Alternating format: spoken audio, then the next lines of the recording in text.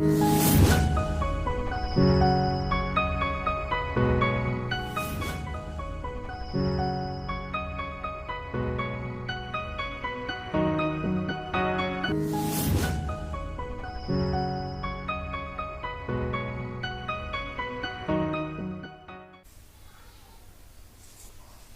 आज हम इसके एक्सरसाइज 1.2 के कुछ क्वेश्चन हल करेंगे। तो यहाँ पर यदि फंक्शन f r से r में डिफाइंड है और f(x) हमें दे रखा है x³ - 3 हो, तो सिद्ध करना है कि f इन्वर्स इसमें विद्यमान होगा और f इन्वर्स का सूत्र भी हमें ज्ञात करना है। f इन्वर्स 24 और f इन्वर्स 5 के मान भी ज्ञात कीजिए। तो f इन्वर्स इसमें विद्यमान होगा, तो हमने इसकी डेफिनेशन पढ़ी थी f इन्वर्स की। ये इसमें विद्यमान तभी होगा जब फंक्शन f है वो 1/(1/2) फंक्शन हो। तो सबसे पहले तो हमें इस फंक्शन को 1/(1/2) सिद्ध करना होगा, और हमने 1/(1/2) हमने पिछले वीडियो में पढ़ा था, उसमें इन एक्सरसाइज को काफ़ी सोल्व किया है, वहाँ क्लियर किया हुआ है। वो वीडियो आप देखें, उससे 1/(1/2) आपका बिल्कुल क्लियर हो जाएगा। तो हम यहाँ पर मान लेते हैं, माना x1 x2 belongs to r। तो यहाँ r है वो वास्तविक संख्या है, और वास्तविक संख्या से वास्तविक संख्या में डिफाइंड हो रहा है।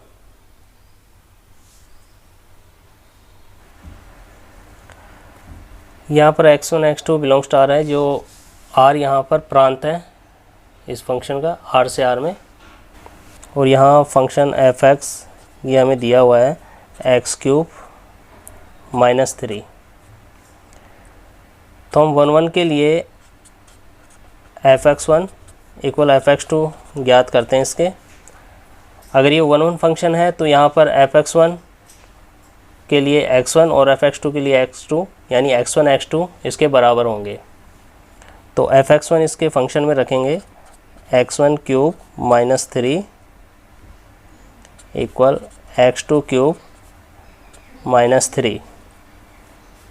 तो ये हो जाएगा हमारा x1³ = x2³, क्योंकि -3 - 3 ये कैंसिल हो जाएगा। तो हम इसे इस तरह से भी लिख सकते हैं x1³ - x2³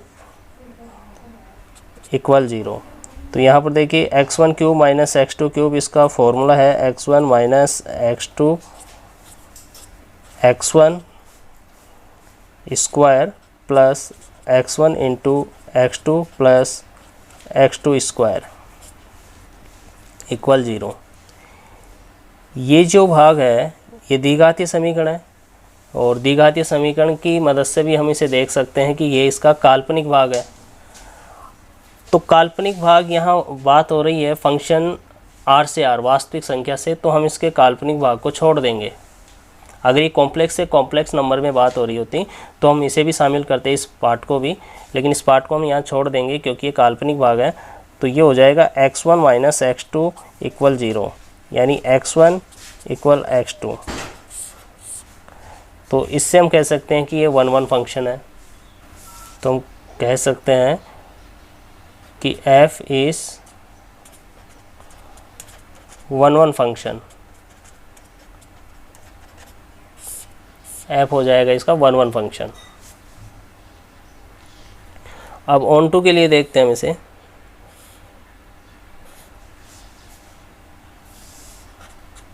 for on to function, तो ऑन टू फंक्शन में हम मान लेते हैं कि माना y बिलोंग्स r। यहाँ पर जो y है वो इसके सेकंड एलिमेंट है, यानी इसका कोडोमेन है, तथा f(x) = y। इस प्रकार से हम इसे मान लेते हैं। तो यहाँ पर f(x) का मान है x³ - 3, वो यहाँ रख देंगे x³ - y। यहाँ जो हमने माना है वो इस प्रकार से हमें मानना है कि y बिलोंग्स टू r ये कोडोमेन का एलिमेंट है, और इसकी प्री इमेज y पर इसकी प्री इमेज क्या होनी चाहिए, x। तब हम इसे लिख सकते हैं एफ एक्स इक्वल वाई। तो एक्स क्यूब माइनस 3 है इक्वल वाई। तो हमें इसमें x में लिखना है इसे, बाकी की जो भी हैं उसे हमें इसे हटाना है, केवल अकेला x रहे इस साइड में। तो एक्स क्यूब इक्वल वाई, ये -3 उधर शिफ्ट होगा तो प्लस में हो जाएगा, और एक्स वाई प्लस 3, यहाँ पर क्यूब उधर जाएगा तो 1/3 हो जाएगा। अब देखिए यहाँ पर y क्या है, रियल नंबर है, तो यहाँ पर रियल नंबर रखेंगे तो x का मान क्या होगा, रियल नंबर होगा या काल्पनिक नंबर होगा, कैसा होगा। y कुछ भी रख लीजिए आप, यहाँ पर y का मान कुछ भी रखेंगे। अगर ये अंडर रूट में होता तब इस पे फिर हम नेगेटिव जो संख्याएं रखते हैं, जो नेगेटिव संख्याएं रखते हैं उन संख्याओं पर इसका मान अंडर रूट माइनस कुछ ऐसे आता तो हम कह सकते थे कि फिर ये ऑन टू फंक्शन नहीं होता। लेकिन यहाँ पर अंडर रूट है नहीं, y+3, यहाँ पर माइनस की संख्या रखें प्लस की रखें कुछ भी संख्या रखें, हमें रियल नंबर ही प्राप्त होगा। तो हम कह सकते हैं कि रियल नंबर ही प्राप्त होगा, तो बिलोंग स्टार कर सकते हैं इसको। तो यानी इसका जो डोमेन और कोडोमेन, उस पर क्या हो रहा है, इसका बराबर आ रहा है। यहाँ पर y क्या है, सह प्रांत, हमने माना था y बिलोंग स्टार, ये सह प्रांत के एलिमेंट है। तो यहाँ पर y क्या है, f का सह प्रांत। जो f का सह प्रांत है उस पर इसकी इमेज क्या आ रही है, इमेज आ रही हैं तो रियल नंबर ही होंगी। तो हम कह सकते हैं f का परिसर, यानी f का सह प्रांत और f का परिसर बराबर होगा। तो इस कंडीशन में हम इसे बोल सकते हैं कि ये ऑन टू फंक्शन होगा।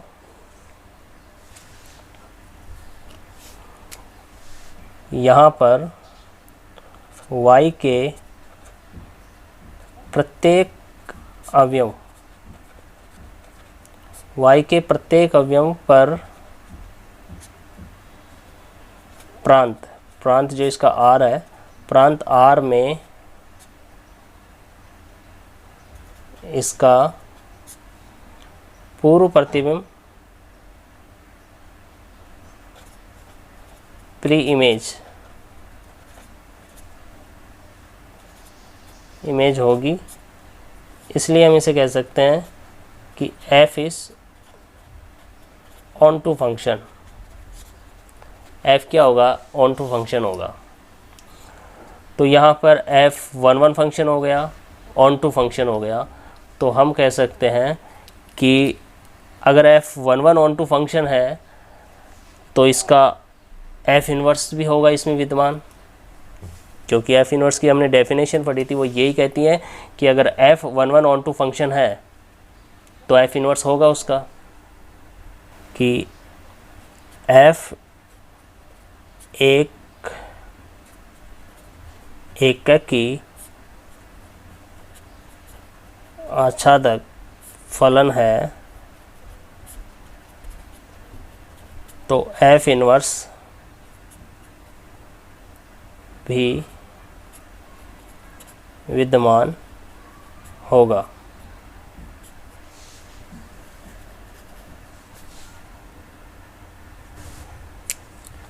अब हमें इसमें f इन्वर्स का सूत्र ज्ञात करना है। तो f इन्वर्स ज्ञात करने के लिए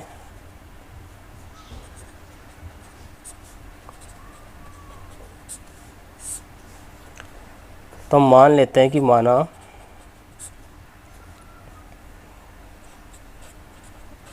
एफ एक्स इक्वल वाई,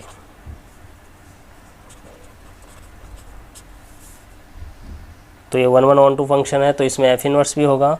तो उसके लिए क्या हो जाएगा, x equal F inverse Y. अब यहाँ पर एफ एक्स का मान जो है हमारे पास x³ minus Y 3 equal Y, F X का मान है x माइनस 3। तो फिर हमें वापस इसे 3 को इधर ले जाना है और क्यूब इधर आ जाएगा, तो ये हो जाएगा 1/3। तो यहाँ से जो इसका समीकरण है x बराबर एफ इनवर्स वाई, तो उससे x का मान हम यहाँ रख देंगे, F inverse Y equal Y plus 3 1/3। तो ये एफ इनवर्स का सूत्र ज्ञात करना हो गया, इससे हम एफ इनवर्स का मान ज्ञात कर सकते हैं। यहाँ पर y के लिए है तो हम इसे इस प्रकार से भी लिख सकते हैं, एफ इनवर्स y की जगह x रख दें, x प्लस 3 1/3। अब हमें ज्ञात करना है कि एफ इनवर्स 24, तो यहाँ पर x की जगह हम क्या रखें 24, तो x बराबर 24 रखेंगे, तो एफ इनवर्स 24, फिर इसका मान हो जाएगा 24 प्लस 3 अपॉन 1/3, इसकी पावर हो जाएगी 1/3, तो ये हो गया 27 1/3।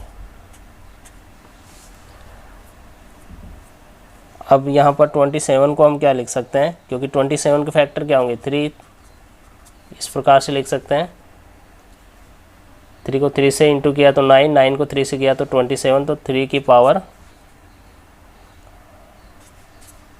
3 इंटू 1/3, तो ये कैंसिल हो जाएगा, यानी इसका 27 का घनमूल भी क्या होता है 3, इस तरह से भी ज्ञात कर सकते हैं। तो ये हो गया इसका मान 3, तो एफ इनवर्स 24 का मान 3 हो गया। अब इसी प्रकार हम एफ इनवर्स 5 का भी मान ज्ञात कर सकते हैं, तो यहाँ पर x का मान 5 रखना होगा, एफ इनवर्स 5 का मान हो जाएगा 5 प्लस 3 1/3, तो ये होगा 8 का घनमूल क्या होता है 2, यानी 2 की पावर 3, 3 से 3 कट जाएगा, तो ये आ जाएगा 2। तो इस इक्वेशन में हमने एफ इनवर्स का सूत्र ज्ञात करना देखा, एफ इनवर्स पर इसके 24 5 इस प्रकार से इसके मान ज्ञात करने देखे, और इसमें 1 1 ऑन टू फंक्शन ज्ञात करना, एफ इनवर्स की डेफिनेशन, तो ये आपको समझ में आ गया होगा।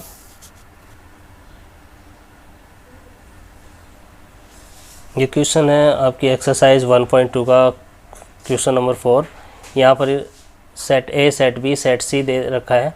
जो फंक्शन एफ है वो ए से बी में डिफाइंड है, एफ एक्स हमें यहाँ पर 2x + 1, और जी है वो बी से सी में डिफाइंड है। तो यहाँ गोफ इन्वर्स और एफ इन्वर्स हो जी इन्वर्स का करीब युग्मों के रूप में लिखिए। तो ये मान ज्ञात करना है हमें। तो सबसे पहले हम यहाँ पर सेट ए और सेट बी और सेट सी ये हमें दे रखे हैं, जहाँ पर एफ एक्स का मान ये दे रखा है 2x + 1 और जी एक्स का मान x² - 2।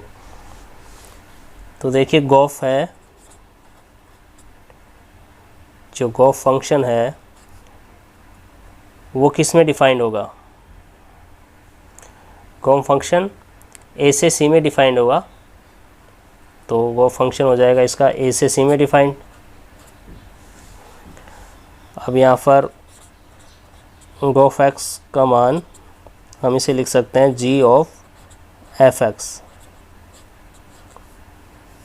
अब यहाँ पर एफ एक्स का जो मान है वो 2x + 1 है, 2x + 1। अब g 2x + 1, जी एक्स का मान क्या है x² - 2। तो यहाँ पर x की जगह हमें क्या रख देना है, x की जगह हमें रख देना है 2x + 1। तो ये हो जाएगा 2x + 1 x² - 2। तो x की जगह हमें रखा 2x + 1 ² - 2। तो इसका होल स्क्वायर हो जाएगा 4x² + 4x + 1 - 2। इसको हम लिख सकते हैं 4x² plus 4x plus 1 minus 2, तो ये बच जाएगा हमारे पास -1। तो ये गोफ x का फंक्शन, ये मान हो गया हमारा गोफ x।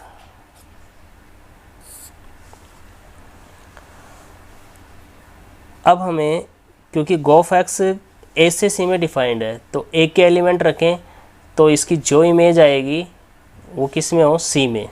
तो यहाँ ए के एलिमेंट है 1 2 3 4, तो यहाँ x का मान हम रखेंगे 1 रखते हैं तो इसका मान आ जाएगा 4 1² प्लस 4 1 -1, ये हो जाएगा 4 + 4 8 -1, ये हो गया 7। तो देखिए 1 पर इसकी इमेज क्या आ रही है, सी में ही आ रही है 7। ऐसे हम गोफ 2 का मान 2 रखेंगे तो ये हो जाएगा 4 2 का स्क्वायर प्लस 4 2 -1, तो ये हो गए 4 × 4 16 प्लस 8 -1, तो ये हो जाएगा यहाँ पर 24 में से -1 गया तो 23, तो 23 भी इसका ही एलिमेंट है सी का। इसी प्रकार हम तीसरा एलिमेंट रखते हैं इसका 3² प्लस 4 3 -1, तो इस पे इसका मान आ जाएगा, तो ये हो जाएगा 9 × 4 36 प्लस 4 × 3 12 -1, तो 48 -1 हो जाएगा इसमें 47। इसी प्रकार इसका एक एलिमेंट और है 4, वो भी हम इसमें रखते हैं इसका मान गोफ 4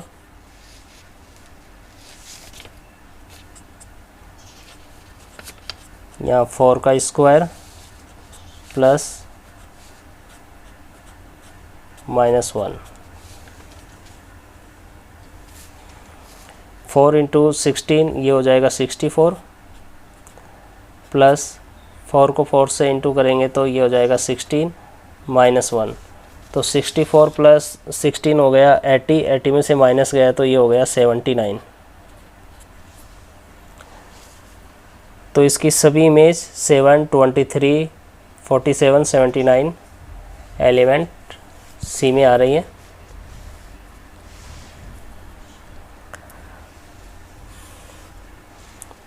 तो हम इसे क्रमित युग्म के रूप में लिख लेते हैं।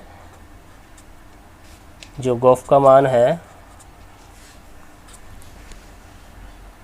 तो यहाँ पर सेट ए का एलिमेंट पहले रखेंगे 1 पे इसका आउटपुट जो हमें मिल रहा है 7, 2 पे 23, 3 पे 47 और 4 पे यहाँ पर 79। ये हो गया गोफ का मान।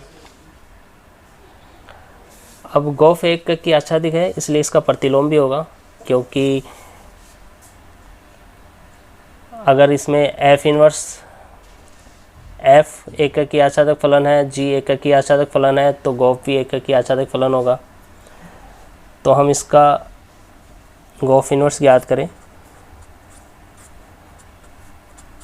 गोफ इनवर्स कैसे होगा, क्रमित युग्म में हमने बताया था कि हमें इसको चेंज कर देना है, पलट देना है।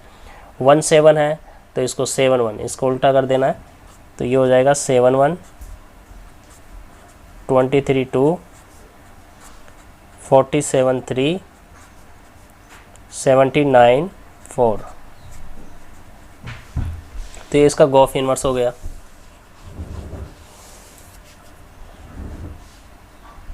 क्योंकि हमने पढ़ा था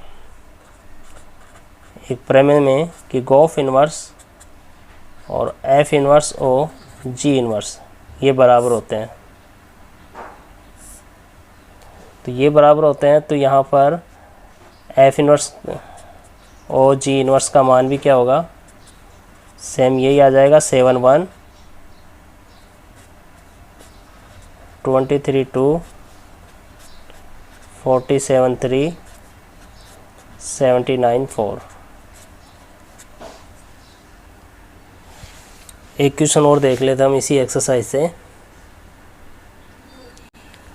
ये क्वेश्चन है, यदि फंक्शन f है वो r से r में डिफाइंड है और f(x) का मान हमें यहाँ दे रखा है, तो बताइए कि f इनवर्स विद्यमान है। f इनवर्स इसमें तभी होगा जब यहाँ पर function f 1 1 onto function हो। तो 1 1 ऑन टू के लिए सबसे पहले हम 1 1 की जांच करते हैं कि माना x1 x2 belongs to r, ये मान लेते हैं।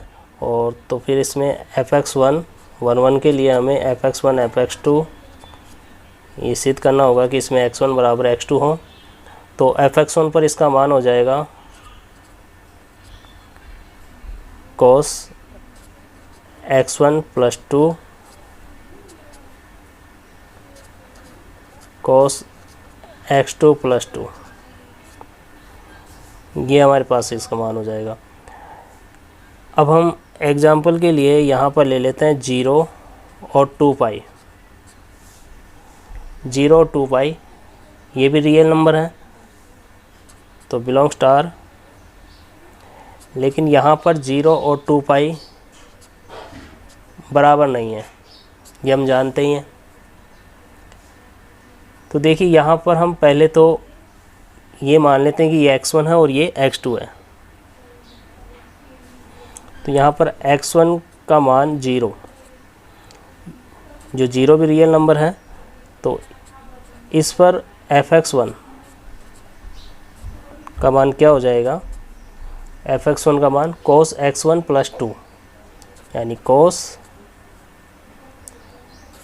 x1 + 2, तो ये हो जाएगा cos 2।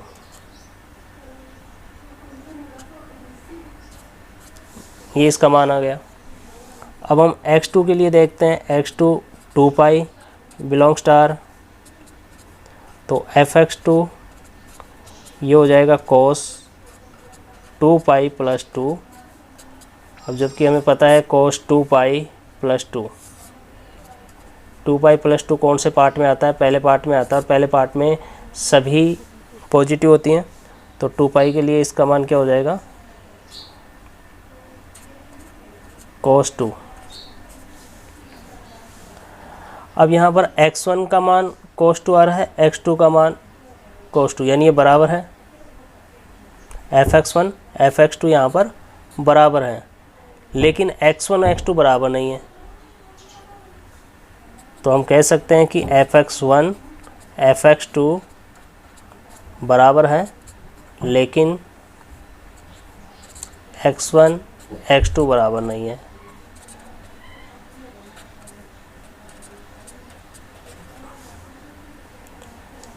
तो ये 1 1 नहीं हुआ, तो फलन f एककी फलन नहीं है। जब एककी फलन नहीं है तो f इनवर्स भी इसमें विद्यमान नहीं होगा।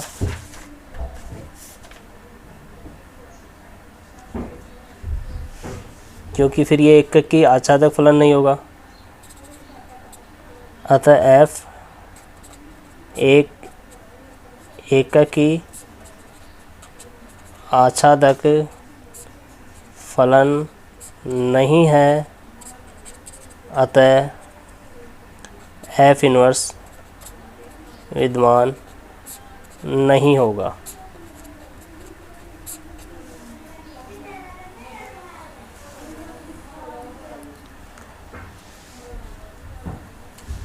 तो इस प्रकार से हम इस क्वेश्चन को कर सकते हैं। एक लास्ट क्वेश्चन और हम ले लेते हैं। ये क्वेश्चन है, यदि फंक्शन f है वो q से q में डिफाइंड है f(x) 2x, और g q से q में डिफाइंड है gx x + 2, तो हमें इसका सत्यापन करना है जो हमने इसमें एक प्रमेय बताई थी आपको कि ये बराबर होते हैं, लेकिन हमें ये सिद्ध करना है कि ये बराबर होता है। अब यहाँ पर फंक्शन एफ क्यू से क्यू में डिफाइंड है, 2x है। तो फंक्शन एफ व जी के लिए हम देखें कि ये एककी फलन है कि नहीं है, क्योंकि फंक्शन fx1 fx2, तो इसके लिए यहाँ पर 2x1 इक्वल 2x2, तो ये हो जाएगा x1 बराबर x2।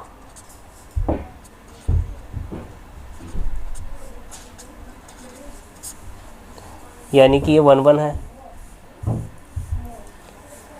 इसी प्रकार से जी भी इसमें x+1 +2 ये भी 1 1 हो जाएगा, क्योंकि ये रेखिक समीकरण है और रेखिक समीकरण 1 1 ऑन टू फंक्शन होते हैं। तो हम कह सकते हैं कि अगर f व g दो रेखिक समीकरण हैं और रेखिक समीकरण है, तो ये एककी आच्छादक फलन है। अब ये एककी आच्छादक फलन है तो एफ इनवर्स और जी इनवर्स भी विद्यमान होगा, अतः एफ इनवर्स व जी इनवर्स भी विद्यमान होगा।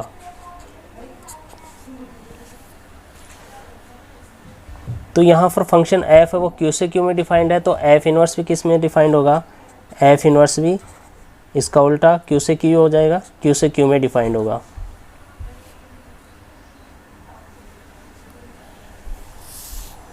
तो एफ इनवर्स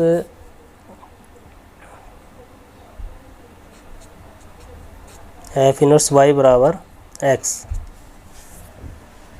तो इसके लिए ये हो जाएगा fx बराबर y। fx का मान यहाँ पर है 2x बराबर y, तो हम इसको लिख सकते हैं x बराबर y/2। अब x का मान यहाँ रख देंगे, x का मान यहाँ रख देंगे तो क्या आ जाएगा, ये f इनवर्स y, x का मान y/2। इसे हम इस प्रकार से भी लिख सकते हैं f इनवर्स x बराबर x/2, यानी y की जगह x। तो ये f इनवर्स हो गया। अगर f इनवर्स q से q में डिफाइंड है तो f इनवर्स फंक्शन क्या होगा, x/2, जहाँ पर x बिलोंग्स टू q। तो इसी प्रकार से हम जी इनवर्स का ज्ञात कर सकते हैं। तो जी इनवर्स भी क्यू से क्यू में डिफाइंड होगी, तो जी इनवर्स x का मान हमारे पास आ जाएगा, क्योंकि x+2, तो ये हो जाएगा x-2। इसी प्रकार से हम इसे ज्ञात करें, और यहाँ पर भी x बिलोंग्स टू q। तो हमने पढ़ा था कि f इनवर्स और g इनवर्स यानी दो फंक्शन का संयुक्त भी क्या होता है,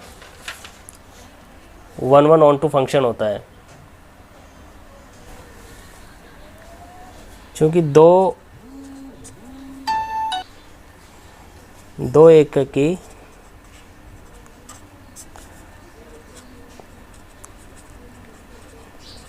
आच्छादक फलनों का संयुक्त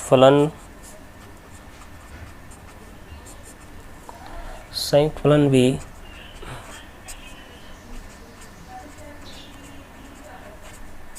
एकक की आच्छादक होता है।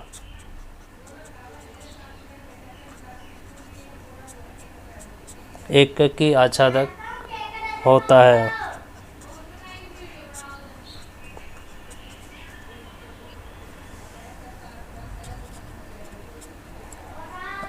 अतः इस गॉफ क्यू से क्यू में डिफाइंड है, क्यू से क्यू में डिफाइंड होगा तो इसका इन्वर्स भी क्या होगा, एककी आच्छादक फलन। तो गॉफ भी एककी आच्छादक फलन है तथा इसका प्रतिलोम भी होगा, इसमें इसका प्रतिलोम GOF इन्वर्स भी विद्यमान होगा। तो यहाँ पर गॉफ इन्वर्स भी किस में डिफाइंड होगा, क्योंकि क्यू से क्यू में ही है तो ये भी क्यू से क्यू में डिफाइंड हो जाएगा। तो हम सबसे पहले गॉफ एक्स का देखते हैं मान क्या है। तो इसको हम लिख सकते हैं GFX। तो देखो स्टूडेंट, दो एकक की आच्छादक फलनों का संयुक्त फलन एकक की आच्छादक होता है, ये हमने पढ़ लिया था। और अगर ये एकक की आच्छादक फलन है तो गॉफ क्यू से क्यू में डिफाइंड है, वो एकक की आच्छादक फलन है तो इसका प्रतिलोम विद्यमान होगा। तो गॉफ इन्वर्स क्यू से क्यू में डिफाइंड होगा, इसका मान क्या होगा गॉफ एक्स का। तो यहाँ पर GFX और FX का मान है 2x, तो हम इसे लिख सकते हैं G2x। अब यहाँ पर G2x, Gx का मान क्या है x + 2। तो हमें यहाँ पर x की जगह 2x रख देना है इसमें, तो ये हो जाएगा 2x। तो G2x और 2x + 2 ये हो जाएगा। तो यहाँ पर ये G2x का मान रख दें तो ये हो जाएगा गॉफ x = 2x + 2, ये मान आ जाएगा। और यहाँ पर x क्या है, x बिलोंग्स टू Q। तो ये गॉफ x का मान हमने ज्ञात कर लिया। अब इसी प्रकार से हम F इन्वर्स और G इन्वर्स का मान ज्ञात करते हैं। F इन्वर्स और G इन्वर्स, देखो F इन्वर्स है वो भी Q से Q में डिफाइंड है, G भी Q से Q में डिफाइंड है, तो ये भी Q से Q में डिफाइंड होगा। तो हम इसे भी लिख सकते हैं कि F इन्वर्स और G इन्वर्स X, इस प्रकार से ज्ञात कर सकते हैं। अब यहाँ पर F inverse of G inverse X ये हो जाएगा।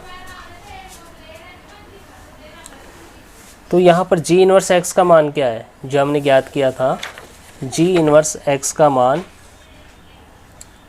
यहाँ पर x - 2 ये हमने ज्ञात किया, x - 2, तो वो मान यहाँ रख देते हैं हम।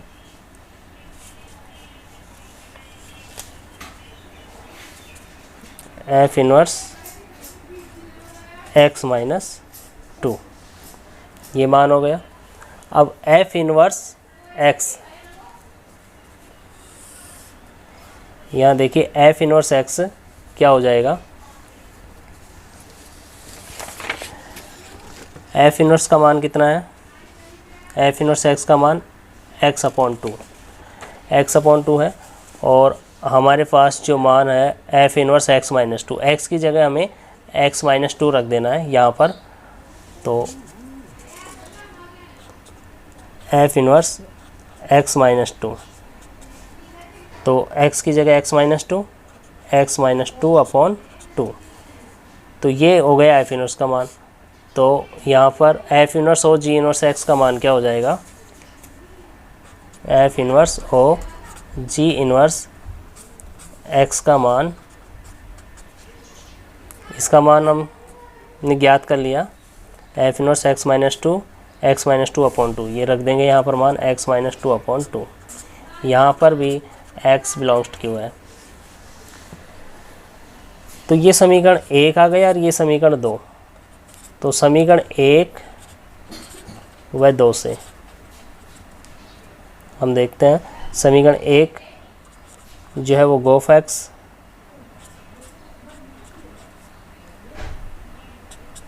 का मान कितना है 2x + 2।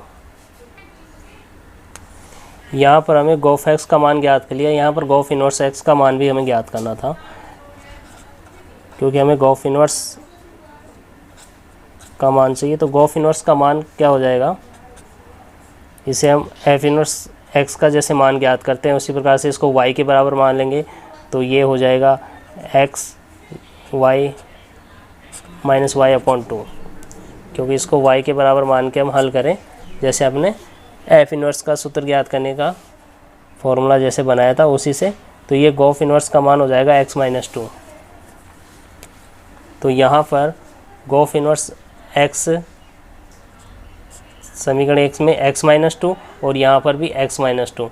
तो ये हो गया एफ इन्वर्स ओ जी इन्वर्स x, दोनों बराबर हैं।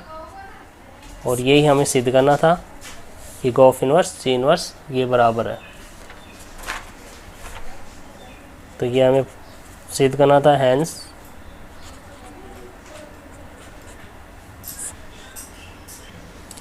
तो इस प्रकार से हम इसकी एक्सरसाइज सोल्व कर सकते हैं। और बाकी के क्वेश्चंस आप इसके एक्सरसाइज सोल्व कीजिए। नेक्स्ट वीडियो में हम इसका अगला टॉपिक बाइनरी ऑपरेशन टॉपिक पढ़ाएंगे। अगर चैनल को सब्सक्राइब नहीं किया है तो सब्सक्राइब ज़रूर कर लें और बेल आइकन के बटन पर क्लिक करें, जिससे जो भी वीडियो नया आएगा वो उसकी जानकारी आपको तुरंत मिल सके। तो थैंक्स फॉर वाचिंग दिस।